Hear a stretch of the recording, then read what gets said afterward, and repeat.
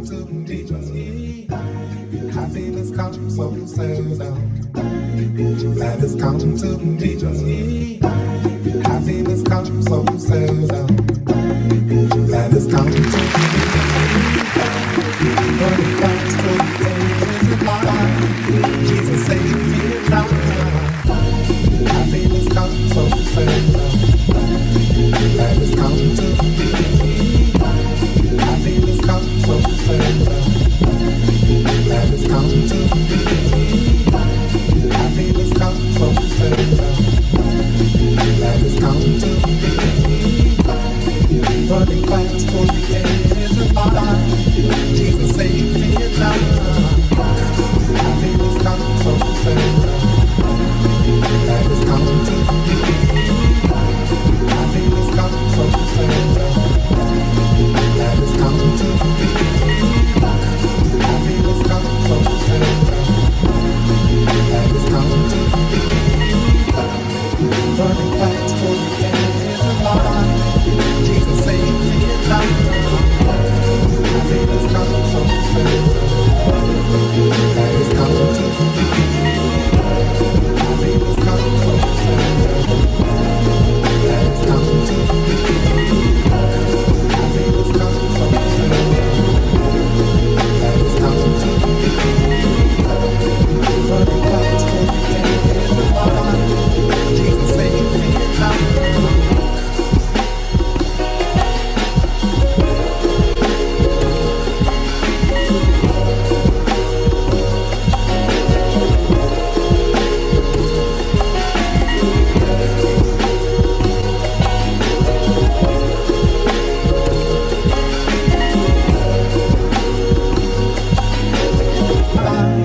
Jesus saved me now. Happiness comes so seldom. Gladness come to me. Happiness comes so seldom. Gladness come to me. Happiness comes so seldom. Gladness come to me. Running fast for the edge of my life. Jesus saved me now. Happiness comes so seldom. Gladness come to me. Happiness comes so seldom. Gladness come to me. Happiness comes so seldom. Gladness come to me. Running fast for the edge of my life. Jesus saved me now. Happiness comes so seldom. Gladness come to me. Happiness comes so seldom. Gladness come to me. Happiness comes. Gladness come to me. Running fast for the edge of my life. Jesus saved me now.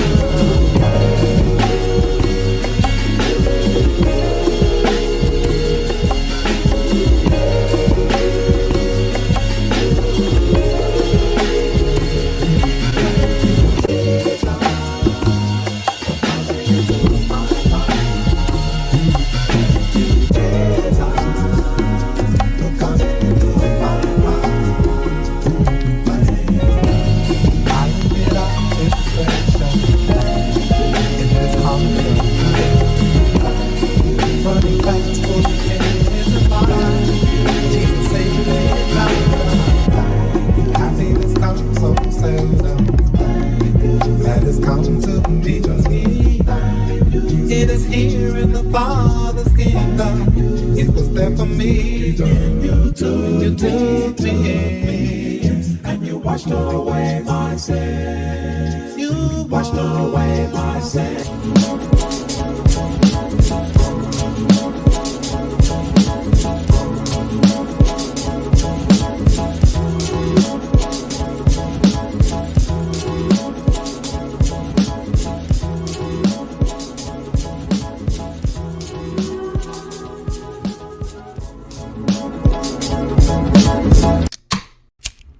You ready?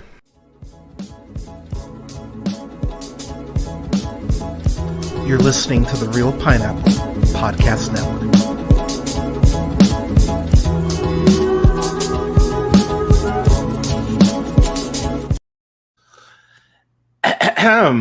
Good, what's today? Morning, afternoon, whatever. Good afternoon, ladies, gentlemen, theys, and gays. This is The Real Pineapple. This is your humble host, Hunter, here. Today is Wednesday. That's right. I lost track of the day. I hope you're having a good one, y'all. I'm excited because whenever I get to talk to this guy, I'm always excited to have him on. I've got Candace's favorite son, Bradley, here. Brad, how you doing, sir? Good, thank you. Yeah, thanks for coming on, man. So a bit of a peek behind the curtain for the genesis of this review. Sorry, I'm paranoid because Mr. Katzen is wandering and he's in a very let's go lie down and don't do anything mood. So I'm afraid my ankle's gonna get bitten at any point. So I'm kind of looking around. But kind of one of the genocide. The genesis of this is months ago. I want to say 6 months ago. I was talking to Canada about oh man, it'd be so fun to do a Simpsons podcast. And I'm gonna be real with y'all. Will probably never happen as busy as my it's amazing how I'm unemployed. I'm still somehow as busy as I was when I had a job that paid me. By the way, any of you radio people or anyone who need a host, holla at your boy. But we were talking about a Simpsons podcast because it's a show that we both just absolutely adore. The content is vast as hell. It's crazy. They're on season 35 at this point, 36, something like that. Yeah, I think it's 36. Yeah, which is absurd. God, I can't believe that's even a thing. But in between all of the Oscar stuff you're going to be getting, we're going to sneak in some Simpsons reviews every so often. So I don't believe I've reviewed Simpsons Roasting on Open Fire. I don't think I've reviewed that one. I don't think I've reviewed the episode where Bart burns everyone's gifts and they have to go ahead. I don't think I've reviewed that one, actually, shockingly. It has to hide them. So I know there's multiple Christmas holiday episodes that they've done over the years. So in my attempt to become a better Simpsons fan, I'm going to go ahead and dive more into the later seasons because I won't lie, I pretty much stopped hardcore watching The Simpsons around season I think 14, 15 is about when I stopped.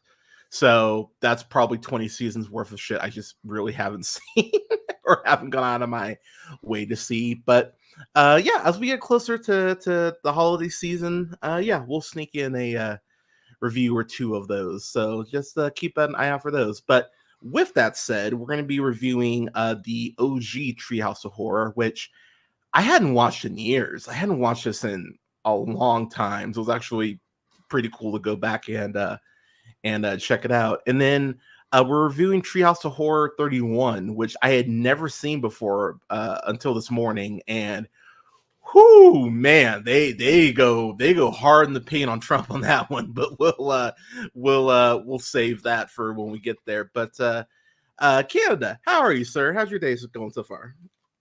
Good, pretty good. Yeah, Halloween, fall. It's not cold, so that's a little unsettling. Oh my gosh. Are you guys do the kids dress up? Do y'all do the trick-or-treating? Yeah, the kids that aren't too cool for school dress up. Oh, see, I was dressing up through, oh God, when did I stop? I think I was dressing up pretty much I dressed up every year till I was, oh God. I know I've missed a year or two, maybe in my early 30s, but I pretty much dressed up from age 4 to 30 every year. like clockwork. Dressing up is fun, people. Don't be too cool for school for it. But are there older kids? Are they just kind of we're good? They're teenagers, Kids dress up. It's fun. I will say, and this is gonna be kind of dark, but the amount of parents that I've heard about that let their kids that are like 10 go trick-or-treating by themselves, don't do that. Or like 12, like don't do that shit. Please go with your kids. Like spend the 2 hours or 3 hours or whatever it is to go ahead and um yeah, actually spend time with your child. That's intense. Don't let these kids out by themselves. um but yeah. We have two cats, so I don't think I probably won't be handing out candy just because I don't want to deal with kids coming up to the house and potentially knocking or ringing a doorbell. I just don't want to deal with that. Like, I deal with that shit enough with fireworks, so I think I'm just gonna, yeah. Like, if anything, I'll just put a giant bucket out in front of the garage and be like, here, just just honor system. But yeah, I think the honor system always works. yeah, so I mean, not in politics, but I but for children, it usually somewhat works. But yeah, so before we get into our reviews, like as usual, we do soapbox corner here. I actually don't have too much to complain about. I'm which is which I know is so unlike me, but as far as kind of what's we have coming up, I guess I'll talk about that because why not? I'm gonna do my first Resident Evil 4 stream tonight. I am terrified. I think I'm very dumb for doing this, but I'm gonna do my first Resident Evil stream tonight. I don't know how long I'm gonna go. It might just even be an hour, but I'm at least gonna dip my toe in. So that'll be tonight at 10 p.m. Eastern. I'll be streaming Resident Evil 4. Actually, I'll go 9 p.m. Eastern. Give myself maybe 2 hours. So gonna go ahead and be streaming that. I'll upload my full streaming schedule for the next week here. I'll do that tomorrow because I'm still figuring out some interviews and stuff. But next Thursday, I will have a stream as well. I'll be talking about AEW Dynamite, which I'm going to live next Wednesday. Woo! My first wrestling show for a televised wrestling show ever. So I'm hyped. I'm so excited to see the amazing wrestlers of AEW. Bryan Danielson will still be AEW champion. Fuck you, Jon Moxley. So I'm stoked. I'm excited to check out the show next week, but I'll have a review for that. And then over the next couple weeks, I'll be streaming Resident Evil 4. I'll try to sneak in some Batman Telltale.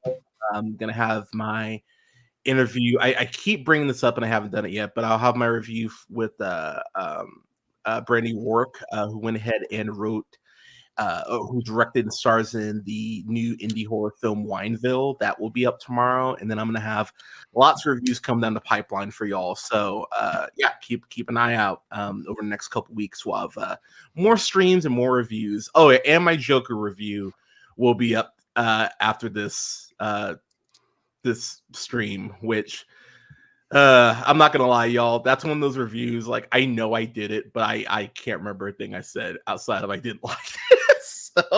So yeah, we'll see what you think of the Joker review. but yeah, so jumping in here, so I know we kind of talk about this all the time, but it does bear repeating. I think because it's been for so long, we really don't appreciate the cultural phenomenon that The Simpsons is, and still is, quite frankly. I mean, it's not to the same degree that it was in the the 90s or whatever, but The Simpsons predicted that shit. Like, that's such a running gag. Like, that it's become part of culture. It's like the 6 degrees of Kevin Bacon separation. Like, it's one of those things that people just accept, and it's kind of wild that there's a show about yellow people with 4 fingers on a hand that's become part of our cultural fabric in that way. Were you watching The Simpsons from like day one, or was it something that you kind of just like naturally discovered? Or yeah, it was day one for me. I think it debuted in either 91 or 89. I know the Simpsons Christmas special was the first big one, because I wasn't watching the Tracy Ullman show or the short sketches because I was much too little to understand British humor ish, Yeah. that dry. But yeah, we saw the chestnuts roasting on an open fire, or Simpsons roasting on an open fire, whatever it was called. We saw that Christmas special, me and the family. And all of my siblings, I have 4 siblings, we've been hooked ever since. They have drop-off points. You know how people are like, nah, I don't watch The Simpsons anymore. I still do. I don't have anything like relevant to say about The Simpsons. I still watch it. Yeah. But yeah, from the beginning, I was like 6. I was one of those kids that, whoa, your mom, dad let you watch The Simpsons? That's crazy. And I'd always think, and especially in retrospect with how kids are today, that was odd. Like, eat my shorts. Oh my gosh, what is wrong with children these days? And hindsight's 2020. It's very funny to think that Eat My Shorts was a big deal when 8-year-old me was doing like the DX crowd shop and being like telling people to suck it is not a good thing, at least until you're older, kids. But I remember my I think my intro to The Simpsons. So I think this would have been like season. I think the first episode I actually remember watching was Marge Not Be Proud, which is such an intense episode of the show. But I think what people kind of forget, not even forget, but Bart clearly has ADHD. Like that's clearly like there's actually an episode about that. Like he clearly is like has ADHD. And then they just kind of go like, no, he doesn't. Shut up. But he does so much bad shit. And to just have Marge like stonewall and just kind of that breaks her brain in a way where she's just like, wow, my kid is just like kind of a douche. And we give even for me as a teenager, I one of the shows I always reference is like Viva La Bam.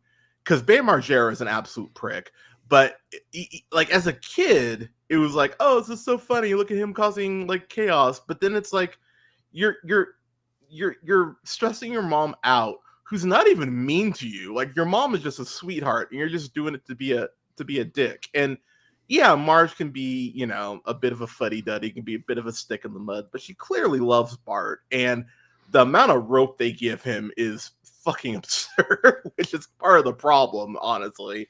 But yeah, Marge Not Be Proud is just one of those episodes where you're just like, damn, like you feel the weight of what Bart does. But I remember even like high school me just kind of was like, wait a minute, like why is he so mean? Like all the time. Like why is he just so mean? Like in general, like to oh yeah, Afternoon Tune, Josh, shout out to Josh. He's asking in the chat, does Brad think Homer should be canceled for strangling his kids? He shouldn't strangle his kid. Yeah, probably canceled. I don't know what that means. I don't have Twitter. I don't think Homer would have Twitter either, but oh yeah, fuck no.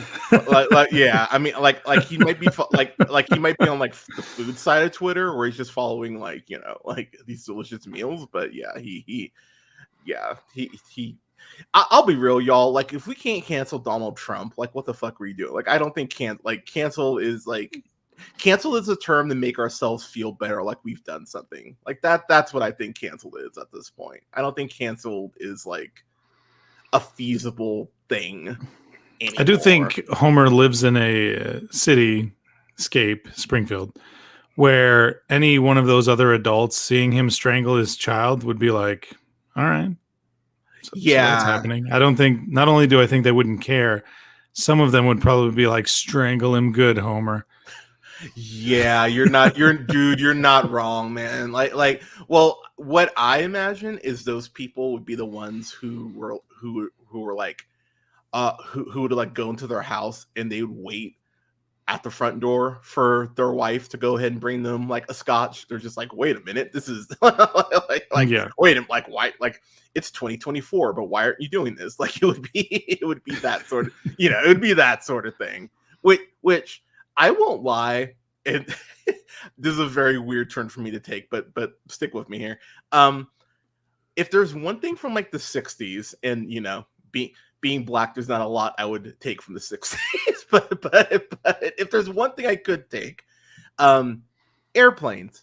I actually like the concept of being like, remember it was a thing you could show up like 15 minutes before your flight and like and like everyone dressed up. It was like an event, like like the guys wore a nice suit, the women were like nice dresses, like the flight attendant would be like thanks for like it was like what, like flying felt like an actual event and like a good thing.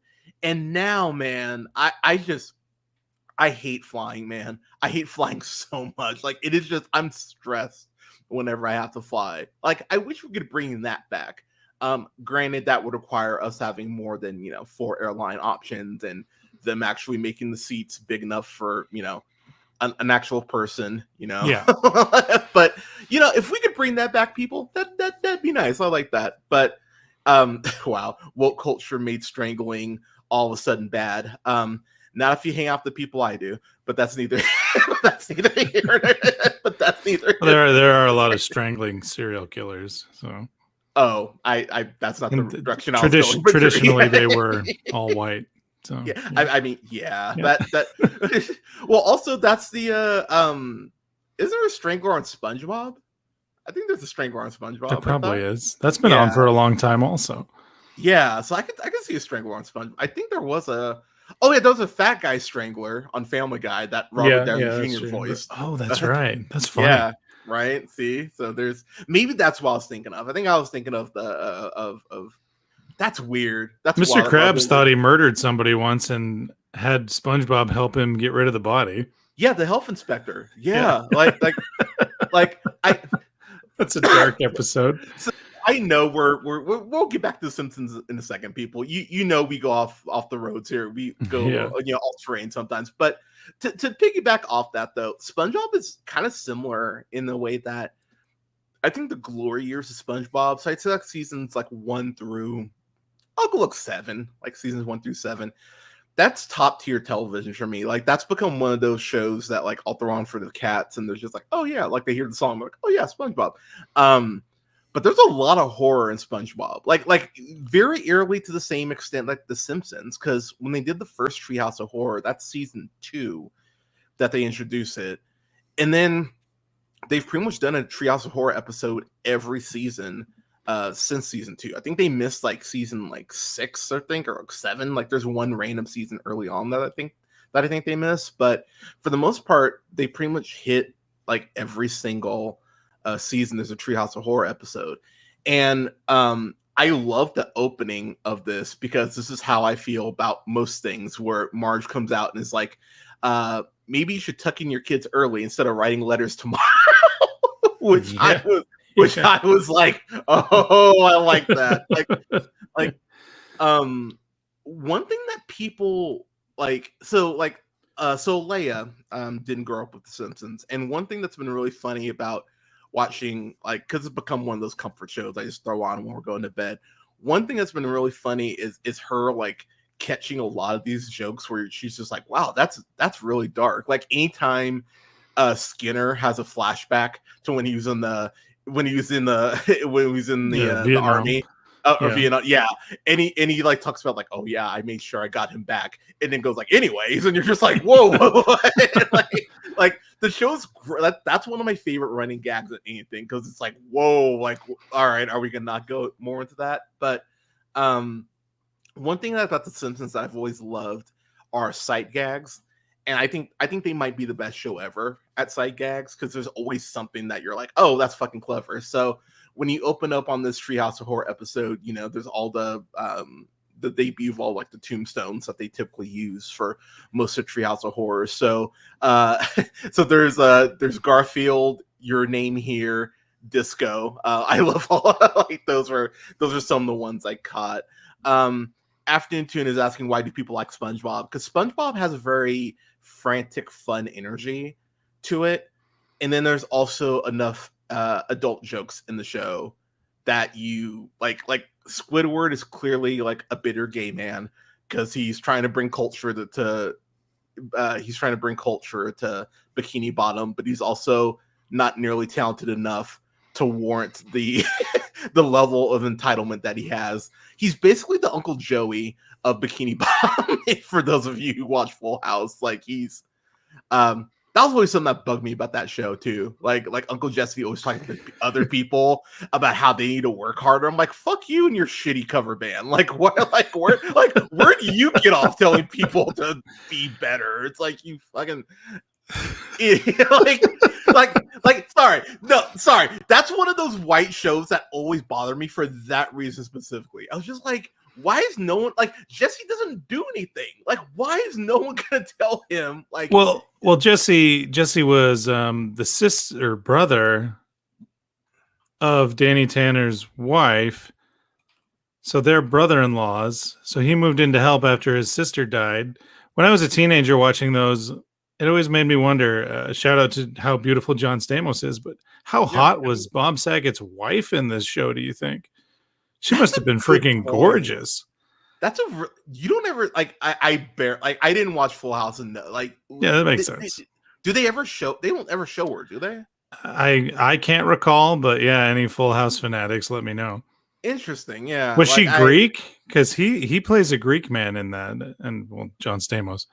Oh yeah. Oh, that's right. He is Greek. So just picturing this guy like, hey, everybody, after dinner, let's have some frosty chocolate milkshakes, and then I'll read you a story and go to bed. And he's got this smoke show Greek wife. Like, isn't that interesting to think about?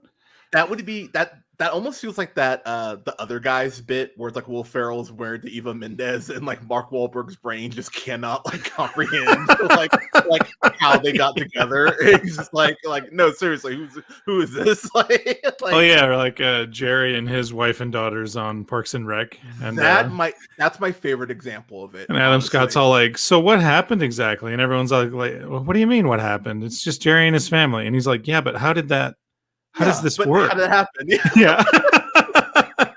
I'll be real, man. That's how I feel about Alea. Like I'm always just like, man, like she is like her standards are never mind. I don't want to say that. Give her like no, your standards are great, baby. Don't change it. Don't change a thing. But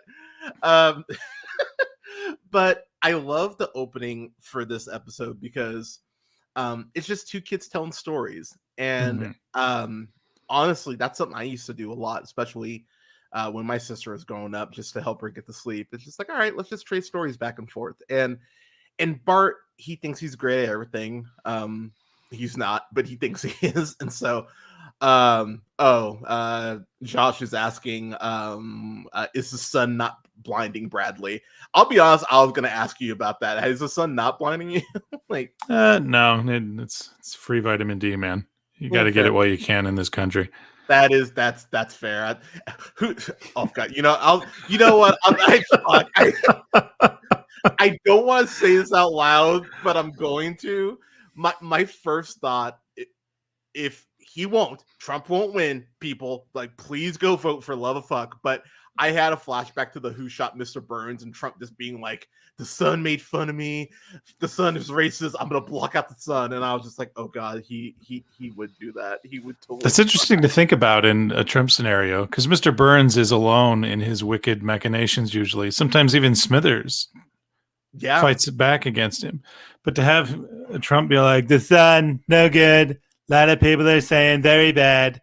There would be people echoing it like, well, maybe he should block out the sun. I mean, yeah. which is so terrifying. Like what have plants done for us lately? And are the honeybees really that important? Right. It's like if we block the sun, maybe we'll stop the hurricanes. And which, by the way, Rob DeSantis, dude, answer your phone, you fucking hack. But like Jesus Christ, people. But so the first opening, or the first like sketch, is called Bad Dream House, and I'm not the horror nerd, so I will this is like not The Shining. This is like Poltergeist, right? It's kind of like like Poltergeist, Hell House. Hell House, that's what I was thinking of. Thank you. Yeah, like it's definitely spoofing those things. So yeah, like that was probably the reference. I don't want to say reference, but that was probably one of the ones that kind of caught me off guard the most. But diving into it, Homer is just, and I think the show does a better job of doing it as the show goes on. But Homer is such a goober to start off the show. He's so dumb, and this episode in particular, the hijinks is just like, okay, they found this 18-bedroom house, which is absurd. Like an 18, like, okay, fuck. You know, people, I know we're going off road a bit today. It's fine.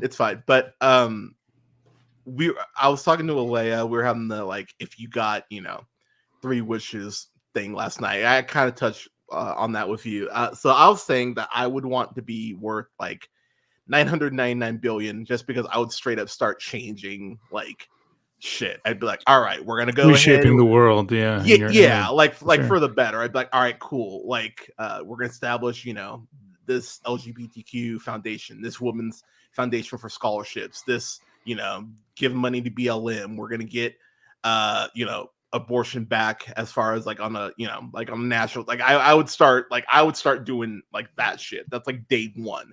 But one of the things that I talked about is like, I would just love a big house. Like I would love a house dedicated, like, a big room for a studio. Like I'd love a big backyard for like rescues, like for, rescue cats and dogs, stuff like that. But one thing I've always wanted is a moat. I've always wanted a moat, just because people who would try to solicit would just not be able to get there. Like I would have a drawbridge too. Like I would just make sure that shit was always up.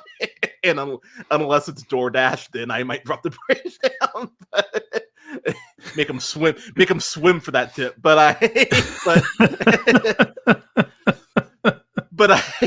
I love Homer's hilarious bliss and ignorance to the fact that this is such a good deal that his brain just can't even, like, the walls start bleeding and he's like, everyone, let's sleep on it. Let's like, why are we being so rude?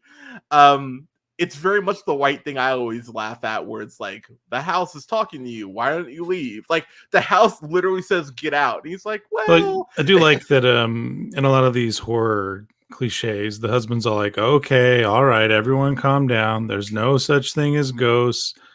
I'm sure that whatever you thought you saw, like they become a very condescending husband. Like, I understand the womb hysterics, like, dude. But for Homer to be all like, okay, so it's haunted, we're saving so much money, not just a few $100, or what does she say? I don't want to live in a haunted house for a few $100 or a few lousy dollars. And he goes, it's not just a few lousy dollars, it's hundreds of dollars. Yeah. And yeah, he's so straightforward with why it'd be fine to live with a ghost. And I think that's a really good take on the haunted house genre. My favorite thing, or like one of the first gags that just immediately gets me, is when the mover is like, all right, you're all moved in, and Homer just gives them $1. I'm like, dude, you didn't have a button? I'm like, oh my God, I'd be so fucking pissed if I moved all that shit. And you're just like, $1. Like, so he says yippee or something, right? Like, oh boy, yippee, thanks. Well, he makes that offhand comment where he's like, yeah, I'm so happy this house is haunted. And Homer's like, what? Oh, yeah. What? I was like, okay, guy. I like you. Cause so I've never like been a waiter or like worked at a restaurant. But that is one thing I will say as a black dude, I'm paranoid as fuck about, is being a bad tipper. Like my floor is typically 15% typically is my floor. But man, I like, especially like, cause like when I go out to the movies, I typically, like we'll go to this Mexican restaurant that's in like the complex, or I'll go to this burger place.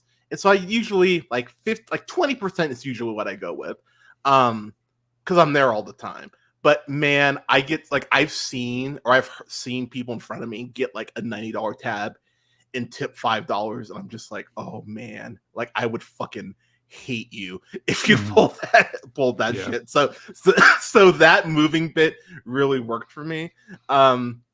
But then as they go throughout the house, they just see all the shit that's wrong with it. They see this vortex that goes to another dimension that Homer completely shrugs past, throws some trash in there, and then they get a note saying, "Hey, stop throwing trash in our dimension," which which is again one of those things I really liked. And so you get to the whole haunted house aspect of it, like everyone goes to go to bed, and I love Bart because Bart's like laying in bed, and the voice is like, "They're all against you, Bart. You must kill them. You must kill them all." And Bart's like, "Are you my conscience?" And the voice is like, "Well, It's like, yes, I am your conscience." And I was like, wow. Like, if your conscience is telling you to kill people, I guarantee you it's not your conscience. It's like, oh my God. Like, yes. I love that audible though that the voice made, because like that's just like, yes, I am. Like that was something that made me genuinely happy.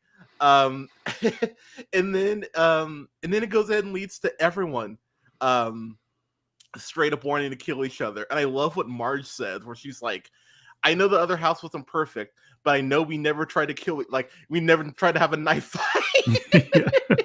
So kind of a dark joke, a very dark joke if you miss it. The voice talks to Lisa and then Maggie and then Bart.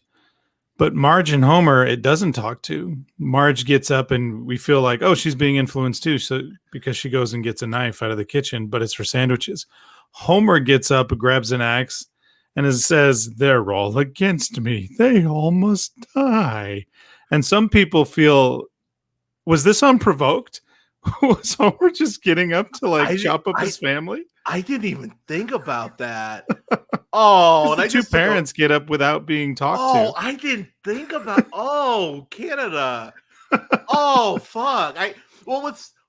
That's really quite funny because there's that Treehouse of Horror, a couple, I think it's like 4 or 5, where it's the Shining spoof, and Homer is being, it just loses his mind. But to your point, Homer doesn't really need a whole lot of pushing in terms of violence. Like his record of just like kind of going off. That's why, I'll be real, man. That's why I thought he shot Mr. Burns. Like I remember when that episode came out, I was like, I think it's Homer or it's Smithers, because I was like, I would like if one of the best gags is how who's that Smithers? Oh, that's Homer Simpson from Sectors 7G.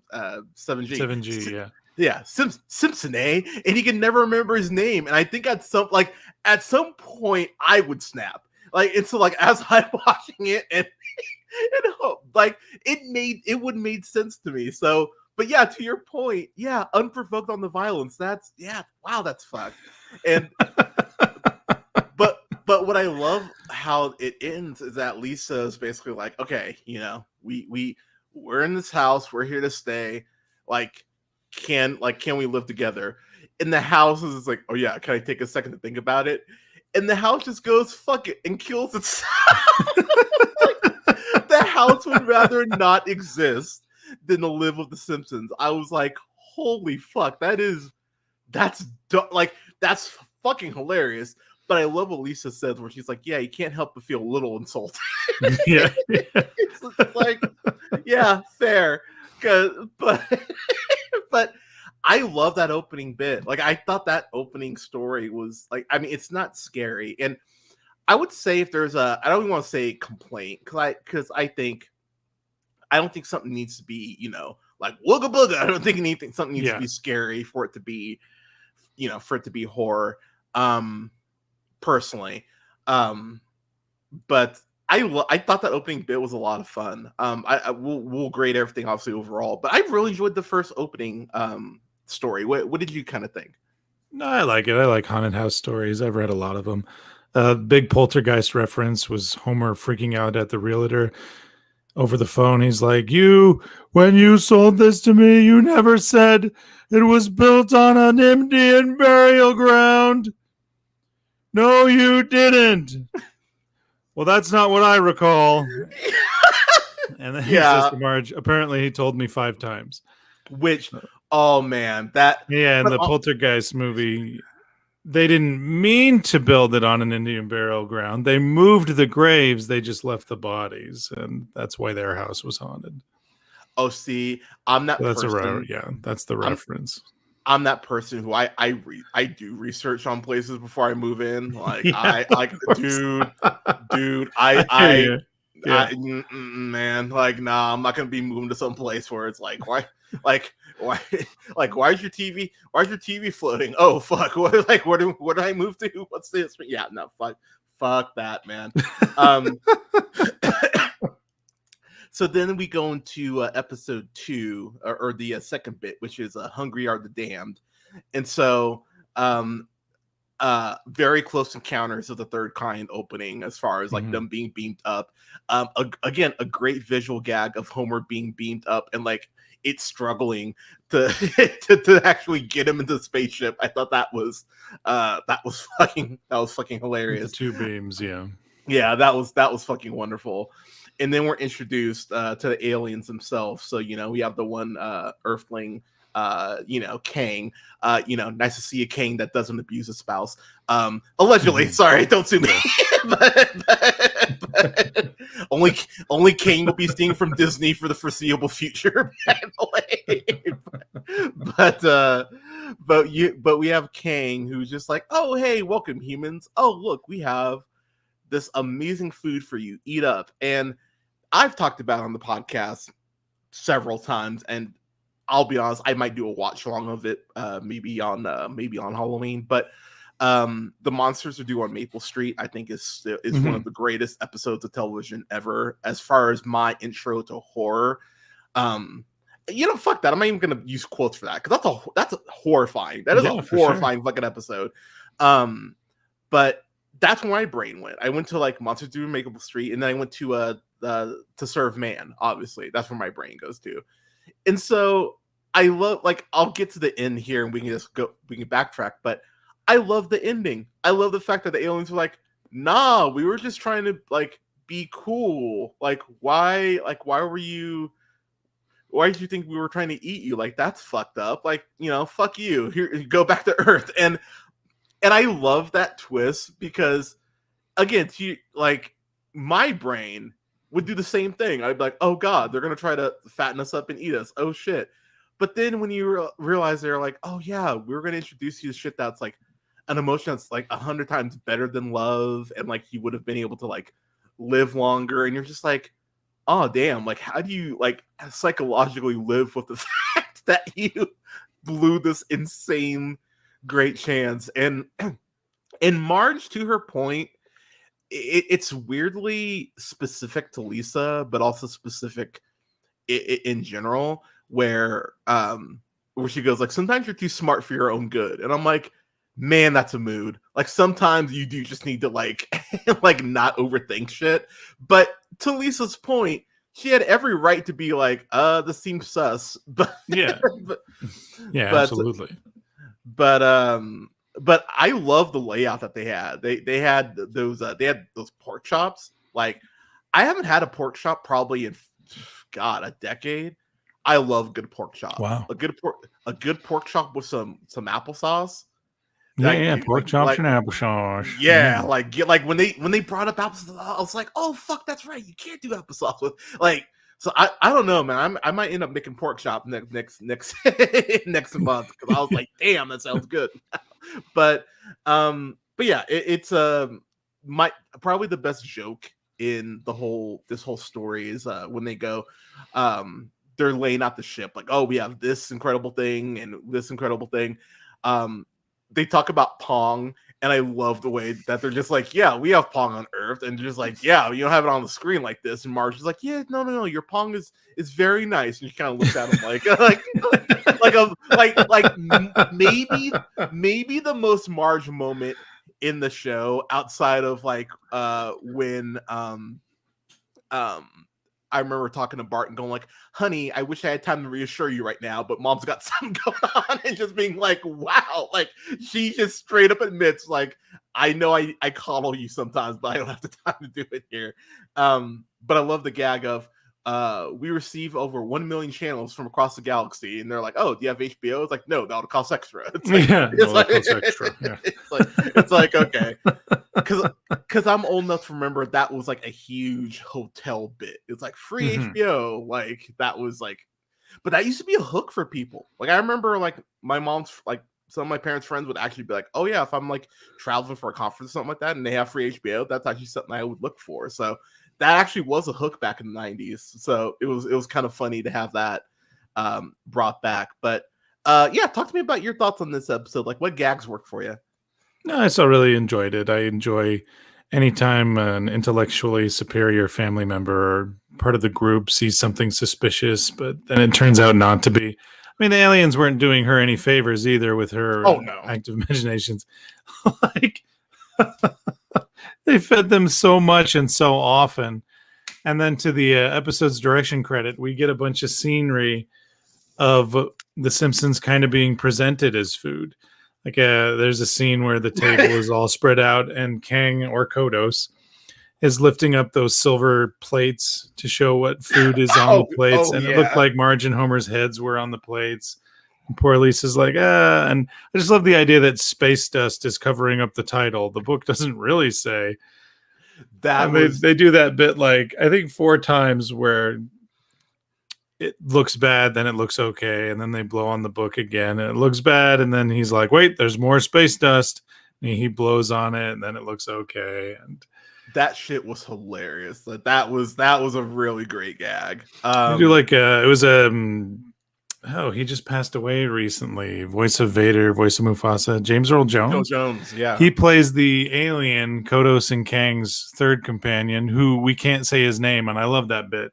She's like, "Oh, thank you so much, Mister." And he goes, "To pronounce my name correctly, I would have to pull out your tongue." And she goes, "Well, all right then." And and they just move on. Moves on. Never address again. That gag really does. That gag really does work. It's just one of those like I do like this one. I would say as much as the first one. I think I like the first. I think I like the first bit. You know, actually, I can't even say that. I like both bits for different reasons. That is what I would say on this one. I think they're kind of like pacing pretty much the same. I will say this is kind of where the drop off happens for me. Is I think the Raven spoof, it just doesn't work for me personally. There is the fun gag of Bart being the Raven and Homer just kind of losing his, like eventually losing his shit. Whatever he says, never more. like that actually did work for me. And Homer just finally loses his shit because like the camera's doing some like great panning and stuff. And I think it actually like feels kind of like intense and kind of cinematic, especially for how young the show was at the time. But yeah, I don't know. This one personally didn't work for me. I'll let you kind of lay everything out, and give your thoughts. But yeah, for me, this is the weakest of the 3, unfortunately. This was a huge introduction to literature for a lot of kids, including myself. Like I was 6 at the time. Yeah. And as a little kid, I thought it was silly that Homer and Bart were doing like a Tom and Jerry sequence almost, with Homer being himself and Bart being a raven. So that's fun. But Dan Castellaneta really pouring himself into this character as he reads the poem, and just James Earl Jones narrating it. It's probably one of my favorite sequences since he's got such a powerful voice. It's really funny. So that is the one thing I will say is bit-wise, Jones and Castellaneta, they are pouring so much of themselves into it. Like it feels very very thespian, like very like I'm on a theater stage and I'm just going out. But to your point, this was my introduction to Poe, because I think that's something that's so funny about The Simpsons and really about just TV I watched growing up, where you realize later on you get these references from things that you're like, oh wow, I didn't even think about that. That's a reference to this. And like, I remember when I read The Raven for the first time, I was like, oh yeah, it's okay, Treehouse. Like, but my brain went Treehouse of Horror before I fucking go Poe, because but then you're like, oh, Yeah, the that makes parody of sense. okay, The Tick is a perfect example. Like, I never put together as a kid that it's spoofing all the Marvel and DC shit. Like, I just never thought Same. about it. And and then when I'm like 14, I go back and watch it. I'm like, oh, this is fucking clever. Okay, like it's a and I guess I don't even want to say I think this is bad. I think the order, I think if you switch the order, I think if you have this first, the spaceship episode second, and then the haunted house bit third, I think it plays better. I think the order really actually hurts this a bit. I would say, but yeah, while I think it's the weakest, I didn't think it was like bad. I was like, okay, yeah, this kind of feels not in the same quadrant that the other two were. It's just it feels it feels the least, it has the least in common with the other two, is how I would say it. But yeah, like any other thoughts on this one before we give our grades? Well, I just have one of my favorite Lisa zingers this whole episode. When Bart sees that she pulls out the book, The Raven, and she's like, "This is supposed to be the scariest thing ever written. Let's read it." And he's like, "Oh, a book on Halloween, Lisa." And she says to him, "Don't worry, Bart, you won't learn anything." Yeah, and it's quick with that one too. Yeah. like he's so quick with that. I was like, wow, okay. Like I think something that is very underrated about the show, especially in the earlier seasons, is like the zingers that they throw at each other are scathing. You're like, God damn, like especially early on with Smithers, whenever he's talking to Homer, like you can just feel Smithers, like he's way more Frank Grimes than you actually probably remember Smithers being, because Smithers hates Homer for the first couple seasons, and he's just like this motherfucker, like he can't stand Homer like at all. Yeah. Like even like the show only kind of makes the turn probably when Smithers goes on vacation. Homer to Smithers, that episode, that's where it kind of starts to make the turn. But up until that point, he kind of would shoot Homer out of a can if he got a chance to. Like Smithers can't stand Homer. It is actually pretty funny seeing like how much Smithers like busts Homer chops too. But yeah, this is obviously a historical episode because this is the first one. Obviously they would get the format down as the Treehouses went on. I still think Treehouse of Horror. I can't remember. I don't know how to rank them. I'd really have to watch them all. I think Treehouse of Horror 5 is probably the one I'd probably go with. That's the one that always sticks out in my mind. That and Treehouse of Horror 6. I really enjoyed both of those. But yeah, as far as a grade on this one, I'd go B. I think this is a very solid introduction to a concept that would eventually become perfected and improved. But yeah, it's very much like early seasons of The Simpsons, where there's some really great stuff, but you do have those episodes where you're like, okay, this was an attempt at something, and it just it's fine, it just didn't work. But yeah, I'd go B on this. Yeah, Canada, what about you? Yeah, I'm there with you. It's the very first one, so that makes it a little bit more precious.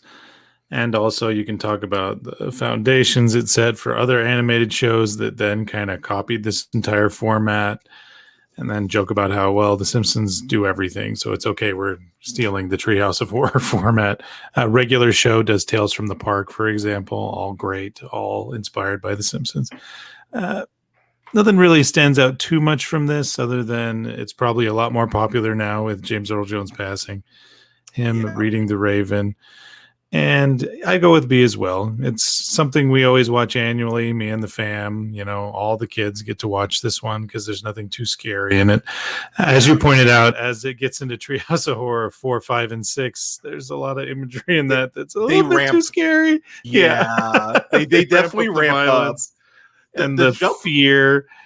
Yeah, there's definitely some shit I remember being like, oh wow, like okay, so yeah, you're not wrong there. But yeah, so B's from Bradley and myself for the OG Treehouse of Horror. Okay, so Treehouse of Horror 31. So quick story on this.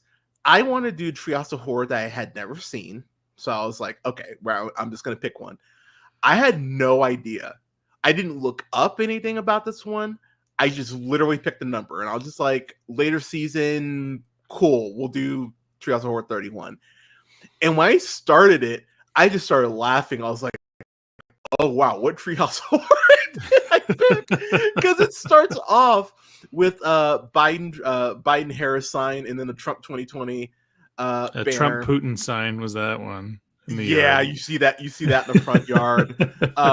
You see a democracy ends in, and there's a countdown timer, which man, that'll be a lot funnier in 6 weeks when democracy is safe. But I was like, damn, that's scathing. There's a long sign that says elect anyone else. Yeah. Which I laughed really hard at. And then they show Marge going to vote, and she's in line, and she's got her mask on, and it goes, I'm going to need to see 3 forms of ID, 12 if you're a Democrat. And I was like, oh. And it was an old man, of course. Yeah, I was like, okay. And then I had to pause it. And I was like, wow, what Treehouse of Horror did I? So this was back in 2020 that they made this episode. I love, and I was, and we've talked about this before, and I've pointed out in like certain comic mediums things. It's always funny when you can tell that the person is just like, I'm so over Trump. Like, I'm so over this. Like Trey Parker and Matt Stone talked about that with South Park, how they, had to make Mr. Garrison, like they turned him to like their version of Trump essentially, but they never thought Trump would fucking win. So they had to like rewrite, a whole season of television basically and pivot. Yeah. And they were just like, oh, fuck. All right. So, like, it's so funny to see how just certain people just their brains kind of broke, myself included. Because I'll be real, like, my content, I think, like, post 2020, like, it's good. Like, it's very good stuff. Like, I'm very proud of what I did beforehand. But it's definitely way less political than the stuff I'm doing now just because, I didn't, or 2016, pardon me. Prior to that. So, I mean, that would have been like 2 years before, but yeah, 2016 on, like, that should just wore me down. So I totally, like, watching this episode, I got it. Having Roger Stone being the election supervisor, that's also a great fucking gag. That was something I was like, all right, show. I love that Marge calls Homer and she's like, get your ass down here. You need to fucking vote. But we get the sight gag of Homer reading the newspaper, and it says Jen and Brad seen at the same taco stand, which was something that and he throws it on the barbecue and the fire burns up the paper. That was quite hilarious. I won't lie. So Homer ends up at the voting booth, and you see that he's looking to vote for like one of the aliens. I think it's Kang, for like sheriff or something like that. Like he's voting for Kang. Like he already has that punched in, but then he's like, okay, Trump. Like who do I vote for?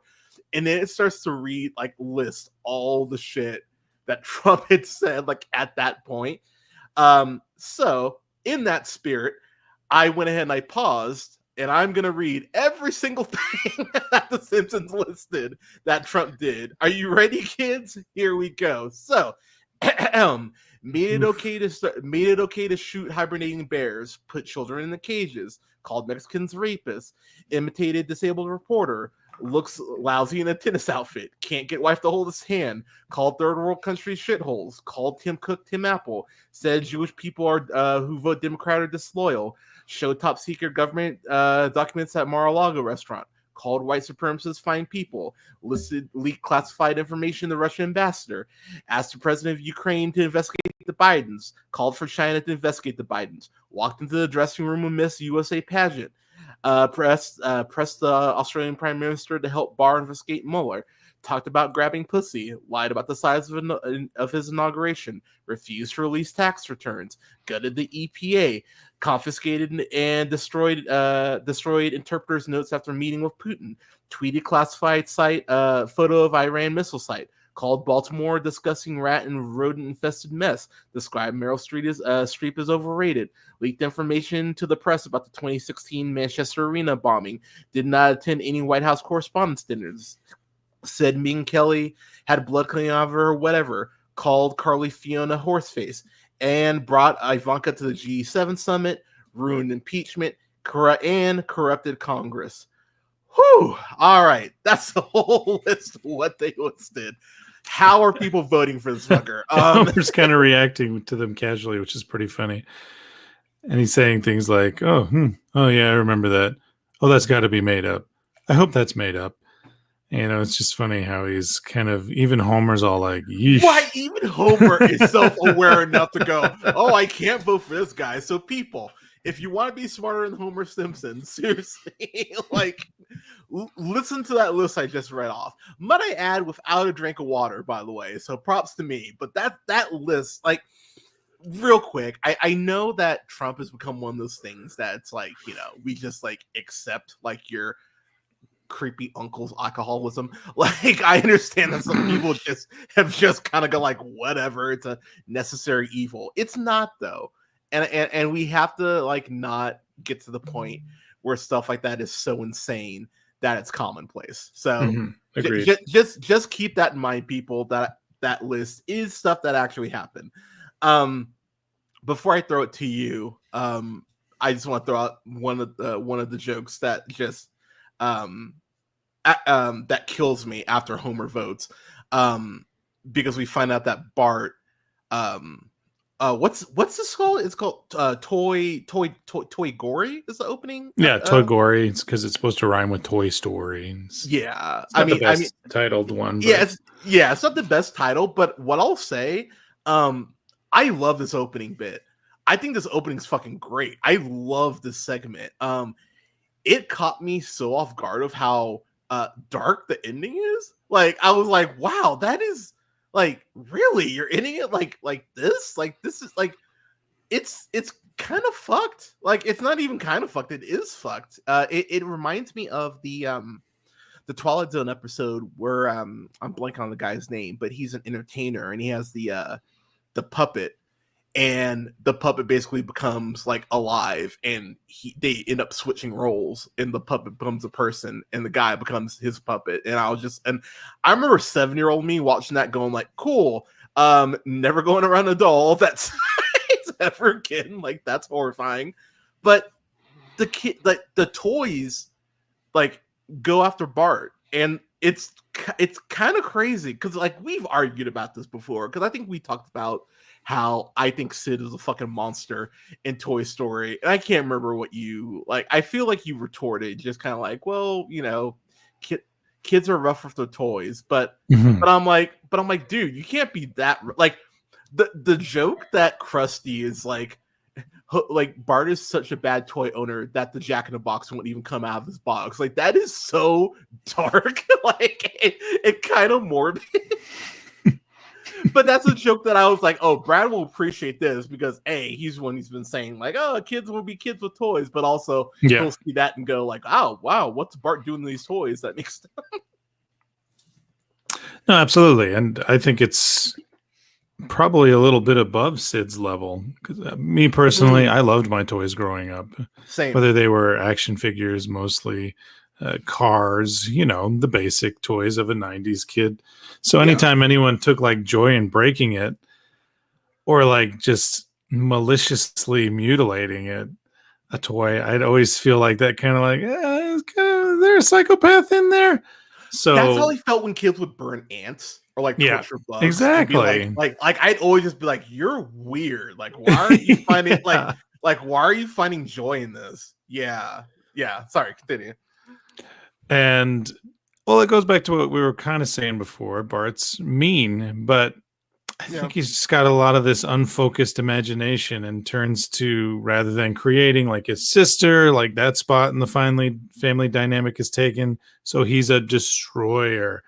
And my kids don't like this episode because they're like, poor Bart, this is mean, but I think it's very funny. Oh, and I do too. I'm pretty sure, I wasn't able to find it for a fact, but there was a talking Bart Simpson doll. I'm pretty sure by the end of this episode, he's saying the things that Bart Simpson doll used to say. Oh, nice. And that was supposed to be like the compromise of, look, we can't sell a doll that's telling kids to sass their parents. So Bart would say things like, "Mom, Dad, I love you. Let's watch TV, whatever you want to watch," and just ridiculous, Oh man, not Bart Simpson things like that. the fact that when they pull Bart's string, he says, "Mom, Dad, I love you so much," and they cry sadly. I was like, "Wow, that like." Back to your point about Homer not needing to be enticed to enact violence. It's like, how little have they heard Bart say "I love you" to them? That I was like, oh, that's so like that's so dark. That's such a like ick sort of thing. This has two of my favorite one-liners, maybe in a Treehouse of Horror. Grandpa, where's your scrotum? I think I left in my other pants. I laughed so goddamn hard at that. I was like, that is so goddamn wonderful. And then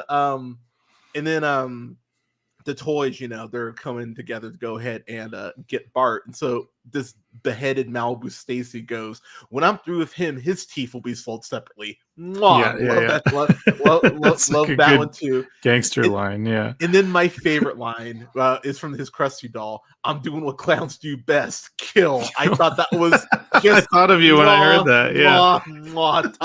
Top shelf, no notes, perfect joke. I was dying. I was like, "Yep, that's the shit right there." But yeah, the end of Bart's song is so dark. It's such a dark song, and it's like sound with that like Randy Newman, like Randy afraid, Newman. like in that like tone. Yeah.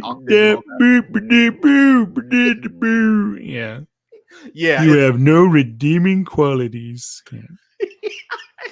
It's like wow, okay, like it's very much like 90s grunge, how everyone sounded like like it's like that sort of like tone to the music, like yeah, that shit.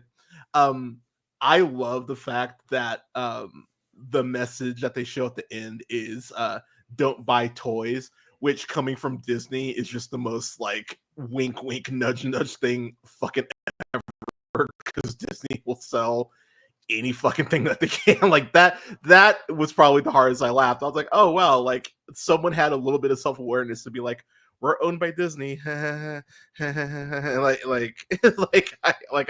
like that. I was impressed with that. But yeah, I really dug this segment. I thought this was great. Like I was actually surprised at how much I enjoyed this segment. Moving on, we got into the Homerverse, which again, I had no fucking idea this was gonna be a thing.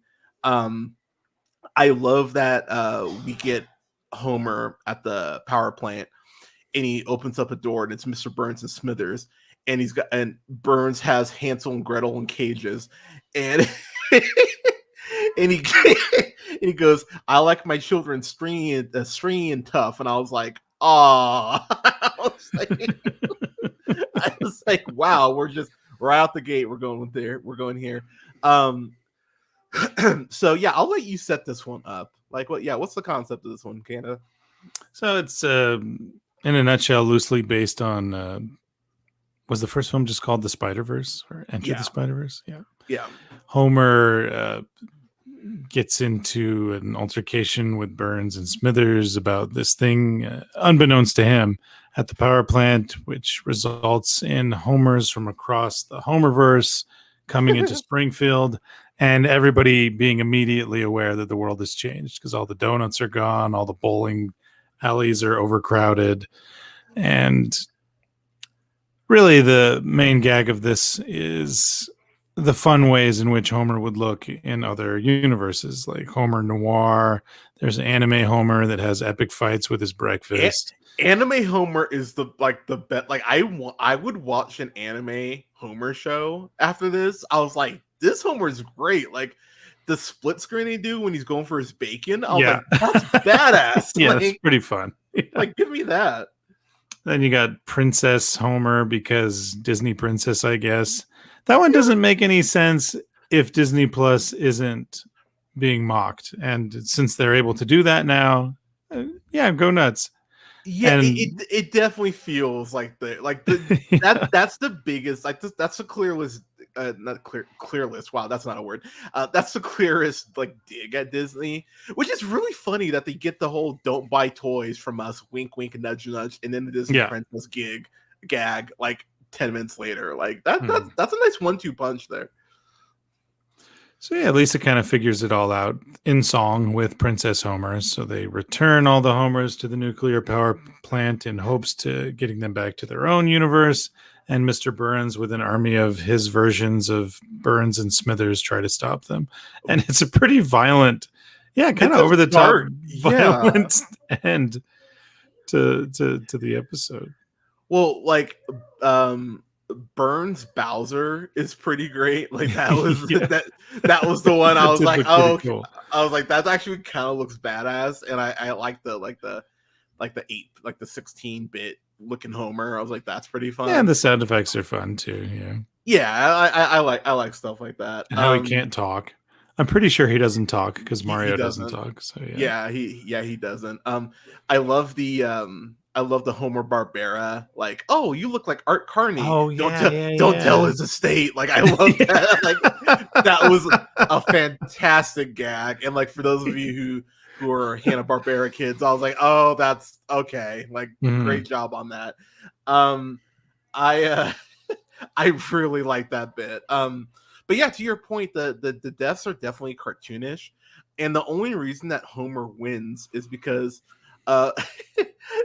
Burns is talking to Smithers. He's like, "Oh, am I still the richest man in all of your universes?" He's like, "What?" And Smithers Noir is like, "Actually, you're my sidekick in my universe." He's like, "Oh, can't have that." He's rather. It's like the fact there's one universe where he is below Smithers. That's enough for Burns' ego to go, nope, can't have. I was like, wow, you're a douche. And like it was such a wonderful, like, okay, that's a great ending to this. I like this one as much as I like the first one. It was like because Homer sucks so bad, and he does. It's funny to see him kind of realize that he sucks a little bit. I love Lisa like acquiescing to Princess Homer and just being like, God damn it, I just want you all to leave. So fine, I'll sing this stupid song. But it's but it's very much an acknowledgement of Lisa going like, this is dumb that I have to do this. But it's a compromise. But I laughed really hard at that. And then the last bit we have here is B9 Rewind. So this is like Happy Death Day, Groundhog's Day, like in that ilk. Palm Springs. Yeah, there you go. Yeah, which I just rewatched and love Palm Springs. But I love the opening because Lisa, it's her 9th birthday, and Bart is just over it. He's just like, this is the same card I gave you when I was 6. And when you're 6, it's like, what an asshole. It's just the gag, and this is my favorite gag, I think, honestly, maybe out of the whole special, was Krusty's balloon animals. He's like, oh yeah, that's a dog, that's a 2x4, but it's just the balloons, like it's just the balloons blown up, like just straight balloons, like no, like he didn't twist them in anything at all because Krusty's the worst clown. Like he really is the worst clown. Yeah, snake, worm, 2x4, giant cigar. Yeah, just such a lazy piece of shit. But Lisa ends up getting hit by a car in a very violent way. Like that was something I was like, what the fuck, really? Because she's like she's not enjoying the whole party, and she's just like, oh god, kill me now. And she just gets hit by a car, like comes straight through the house. Like I thought Matthew Broderick was driving, and just just like that joke will never get old of me, people. But I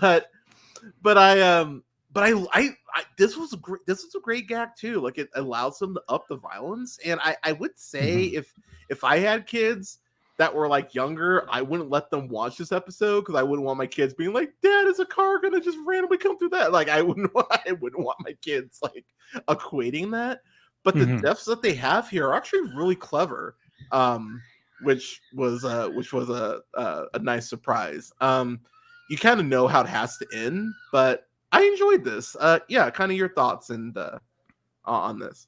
Yeah, I like how it condenses the mystery like very quickly of, well, what do they got to do to keep Lisa alive? There is one driving force, driving, Nice. in which they have to stop.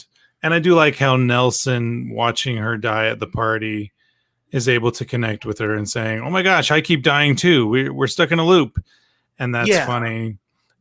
Meeting the guy who they feel will know about everything. You know, they drive by the church to get to him. So that was kind of a so funny jab. Yeah, and it was just like, the sign says keep going. I was like, wow. I was like, that is like, again, like, I don't know if there's ever been a show that's had such pointed but fair shots at organized religion like The Simpsons has. Because, like, their hit rate on shots at religion is really fucking high. like, Yeah, you know, like, they really don't do it unless there is a reason for it. And yeah, that one is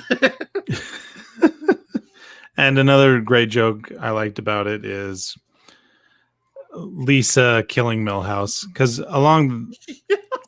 by this time in the show we're in season 32, I think. Yeah, 32. And there's been a lot of episodes that would suggest that Milhouse finally breaks Lisa down into settling for him.